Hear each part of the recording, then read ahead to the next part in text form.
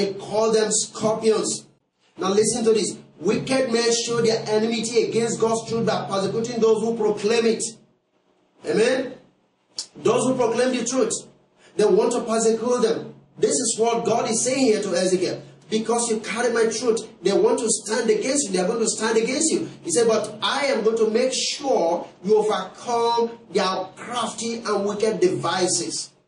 Amen. The faithful proclaiming the truth, therefore, must expect to find them as briars, dust people, and thorns in their sides, scorpions on their paths. But there is something we need to know. God is giving us authority to be faithful. And he said, even these thorns and these briars are coming on your side. And then these scorpions are on your path, on the walk of the ministry. God is going to give us victory. By implication, as we trust and remain faithful, he will deliver us from their evil devices. And this is exactly what God was speaking to his people. Not just to Ezekiel, but Jesus had to repeat that in the book of Luke there. When he said, I'll give you power over serpent and scorpion, he was now referring to the house of Israel. You must understand this, people of God, that God was dealing with these religious people that want to stand against those carrying the truth of the gospel. Some of you may not have passed through certain things. Some of you think you will never pass through certain things.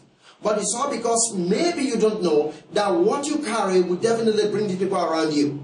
They will come in various manners. They want to frustrate you in their language, in their thoughts, in the way you carry on. They will always want to tell you the things you are doing are not right. They will come to the place to make you feel that God may not even have sent you. The words you proclaim will not go down well with them. Because sometimes maybe you didn't pick it from their theological book. Maybe you never picked it from some of the things that are generally believed by men. And so because it is so, they think, well, you are not part of them. Of course, I have to encourage you even as well. There is no one who has truth that is considered to be insane. Even Rhoda, who saw and got the witness that Peter had been delivered from prison, they told him he was mad. Apostle Paul, because of the revelation he had, what did the people say? They said he must be mad. Jesus himself, when he came in proclaiming truth, what was the people demand and misstatement upon him? They said he's beside himself.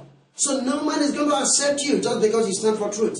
That is something you need to be encouraged about. But there is good news for you tonight. Even as I speak to your life, God is saying there's authority over your life to overcome serpents and scorpions, and you must receive it. By implication, I see you never been deceived, because God is speaking behind the scene. Men will not hear it, but you are going to be hearing it. There's a spirit proclaiming to your spirit right now that you are going to stand for the truth that God has given unto you, and you are not going to be deceived. Neither you will be shaken and begin to believe that even the worship of God is not the right thing for you to do. That you must dance along with people who seems not to know precisely the way they are going, just because you need to survive. There is a voice that is proclaiming that there is strength for you. There is power for you. Remember, when God gives the word, then victory comes.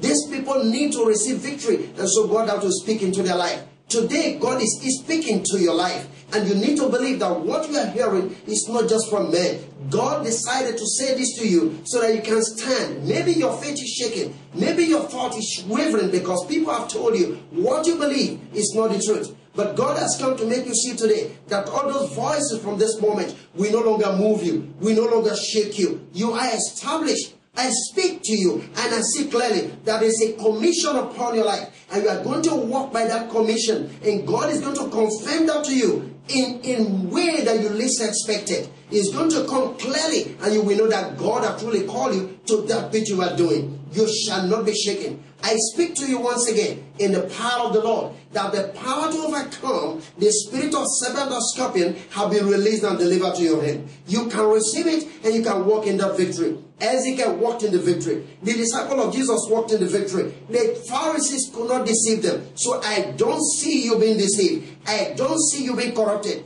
I don't see you being dissuaded from that which God have really commissioned you for. You are going to overcome because there's a word coming into your life. Can you please bow your head and let's pray? I just want you to commit yourself right now into the hands of God, and I want to join you in prayer.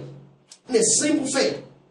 Just like the word of God came to the disciples for them to be overcome. to be able to overcome the tricks and the devices of serpent and scorpion. I speak to your life today that every opportunity and every call, every grace upon your life will no longer be frustrated by the power of the Most High God. There is authority, there is a word that has come into you, and that word is life and is spirit, and it's going to bring forth a transformation that you'll be able to stand and you will never be discouraged. I rebuke spirit of discouragement from your life. Thank you, precious Father, for ministering to these people. Thank you for delivering these people. Thank you for equipping these people. Thank you for strengthening these people and cause them to continue to walk in that victory. I give you all the praise, Father, in Jesus' name. Amen.